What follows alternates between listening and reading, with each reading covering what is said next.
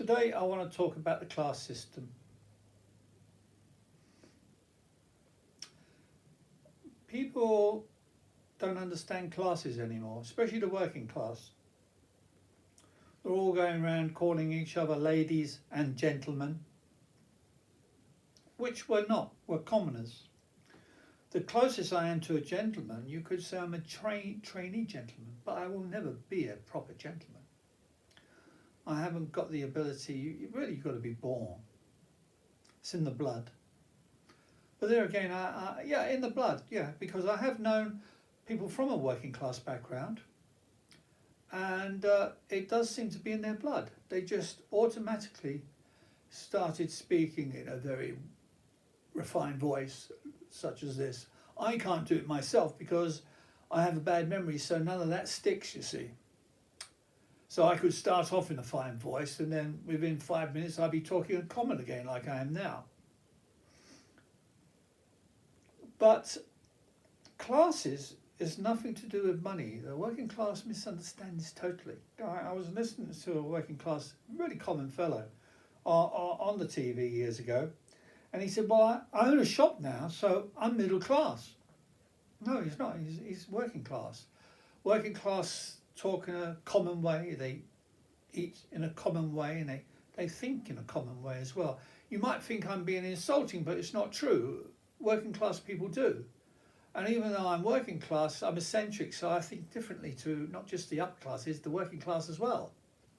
I really am an individual,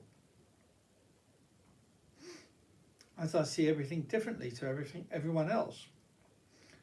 Anyway, getting back to the class system.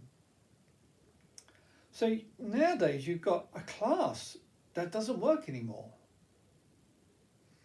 And a lot of those people tend to take drugs, or they just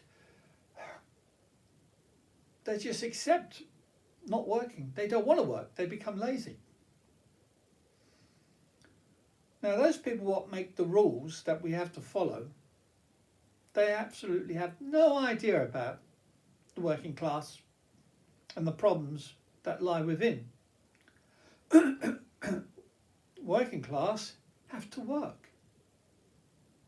If we don't work, we get bored. You can't tell a ruffian working class type to read a book. He probably can't read, and even if he could read, he hasn't got whatever it takes to sit there quietly reading a book. It doesn't work for those sort of people. It would be, it would be just ignorance from those politicians to ignore this fact. No, you can't bring out laws, which they have, of course, to stop children working. You can't have children working.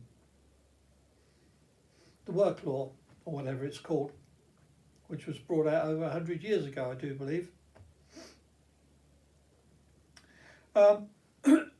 Child labour, etc.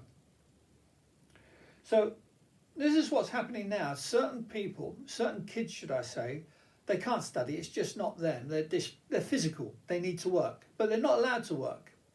But they would work as a young person, they would work if they could earn decent money, as a grown-up would. If they do a grown-up's job, surely they should be able to get grown-up's pay. But they're not allowed to. So all those years, up to the age of 16, they've been told, you're not allowed to work. And then they're told by the government, now you've left school, which they didn't learn anything anyway in school, and they're ruffians at the end of the day. Just causing trouble, or gathering together on corners, boredom, and boredom leads to trouble. And these days, of course, you hear about people getting knifed by these people and even shot. Goodness knows where they get the guns. But the governments are saying now to these people who've been brought up to be lazy, to hate work, that they have to get a job and work. Well, of course they're not going to get a job and work. They've been brought up not to work, to be lazy. So of course they're going to do that for the rest of their lives. They don't want to work anymore. Any enthusiasm that they had as a child for work is now gone. So what happens to these people? They just cause problems. They go and break into other people's houses. People who have worked hard, don't earn that much money, but they've saved and they bought themselves a TV and things. And suddenly they go home and they find the door smashed in and the TV and the other electrical goods are all gone. Now that's not right. And the ones to blame there is the government, which have brought out these laws to stop children working. I accept people like my children, like my sister, who was extremely intelligent and best in her school, not just in her class, in her whole school. We're not talking about people like that. We're not talking about kids like that. We're talking about the kid who can't study, who gets bored quickly, who is very physical and not very good at school. That's the type of person we're talking about. Most of the time it's boys, of course, but normally girls are much better at school than boys. They're more intelligent girls. Those religious people who say that girls are not more intelligent than boys, it's a lie. It's actually the other way around. Girls are far more intelligent than boys, and it's been proved they do far better in school than boys. Boys are good when it comes to brawn, when it comes to muscle, power, and making instant decisions. And quite often, of course, those instant decisions don't always work out very well, do they? Whereas the woman tends to think a lot about things. So now the government and everyone else, they're saying, why is these terrible things happening? Why is law and order breaking down? And violence is erupting all over England and possibly all around the world, I should imagine as well, especially Europe and that, which follows the idea that kids shouldn't work. No, you've got to keep the brain busy. If you can keep the mind busy by keeping them working and giving them a decent wage at the end, every week or every month, and maybe even forcing them to save by keeping some of it back and putting it in the bank, so when they eventually get to the age of, let's say, 16, because they've been working since the age of 4 or 5, they have all this money in the bank and they can go out and do what they want. Or even better still, keep it until they're 25 or 26, because the teenage years, not just the teenage years, it goes right up to the age of 25.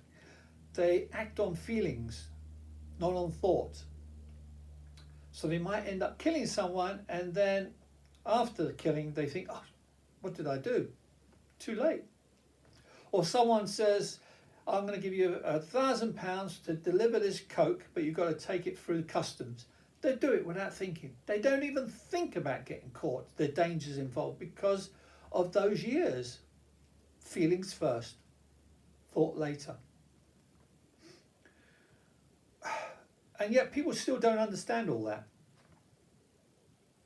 But yeah, it all comes from how people are taught in childhood. My friend Franco, who was a very intelligent fellow, a genius in fact,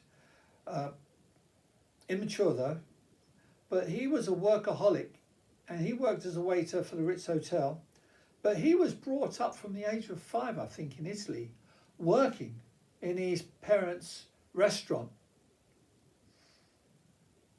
And he worked all his life. So for him, work was normal. It was the same as breathing for him. He had no problem working at all. But a lot of these people who are brought up not to work because of the stupid laws we have, and these laws are made by Christian peoples. That's what it is. And Christians never follow logic. They're always unreasonable. Even when you tell them logically, look, this is a situation, what's happened because of you, they still don't see it. Well, that's enough for now. You can listen to my next one, my next video.